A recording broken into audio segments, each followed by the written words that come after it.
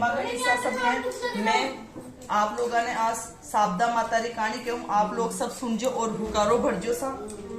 एक नल राजा था, उसके दमयंती नाम की रानी थी। एक दिन महल के नीचे एक बुढ़िया आई जो साबदा माता का डोरा बांट रही थी और कहानी सुना रही थी।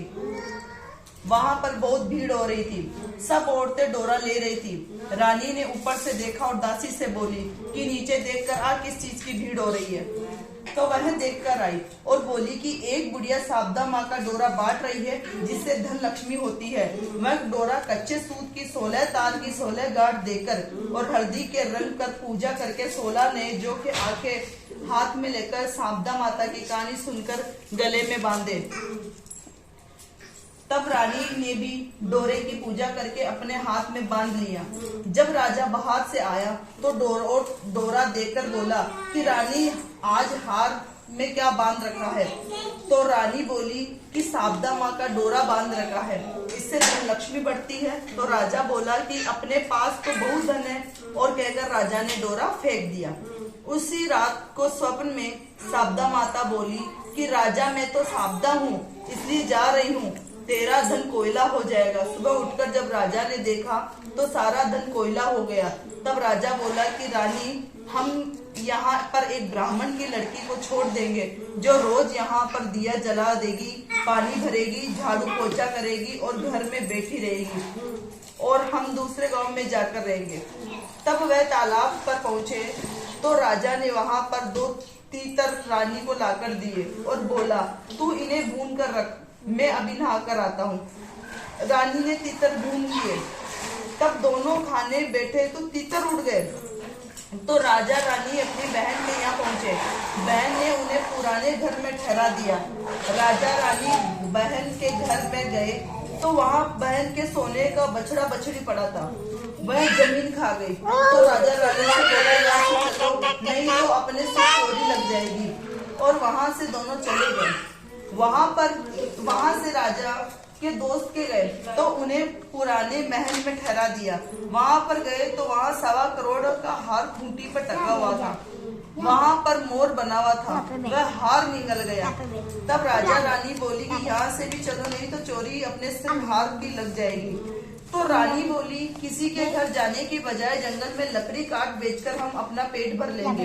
वह एक सूखे बगीचे में पहुंचे तो बाग भरा हो गया।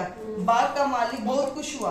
उसने पूछा वहाँ स्त्री पुरुष सो रहे हैं। उन्हें जगाकर बाग के मालिक ने पूछा तुम कौन हो जो 12 वर्ष से सूखा बाग हरा हो गया। तो राजा रानी ने कहा हम मुसाफिर है, काम की खोज में आए हैं। वे वहाँ पर नौकरी करने लगे। मालिक रानी ने से बोली कि तू सिर्फ फूल की माला बनाकर बाजार में बेच आया कर। एक दिन बाग की मालकिन कथा सुन रही थी और डोरा ले रही थी। रानी ने पूछने से बताया कि साबदा का डोरा है।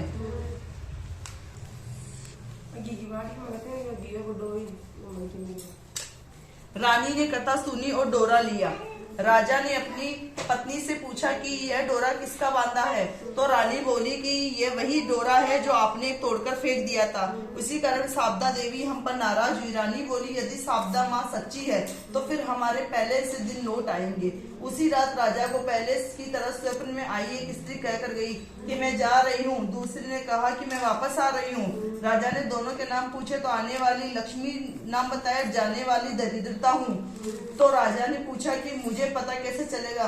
तब साबदा बोली कि जब सुबह कुएं से जल भरने जाएगा तो पहली बार जो निकलेंगे, दूसरी बार हल्दी का गांठिया, तीसरी बार कच्चा सूत निकलेगा। साबदा माँ ने उन्हें खूब सारा धन दिया।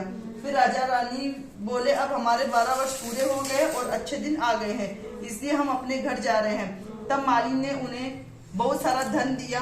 वहां से वह अपने दोस्त के यहाँ पहुंचे तो दोस्त राजा ने उन्हें अपने नए महल में ठहराया। फिर राजा बोले कि नहीं, हमें वही ठहरा दो जहाँ पहले ठहराया था। वहां जाकर देखा तो हार मोड़ निकल गया था, वह खूंटी के टका हुआ था और उनका कलंक उतर गया।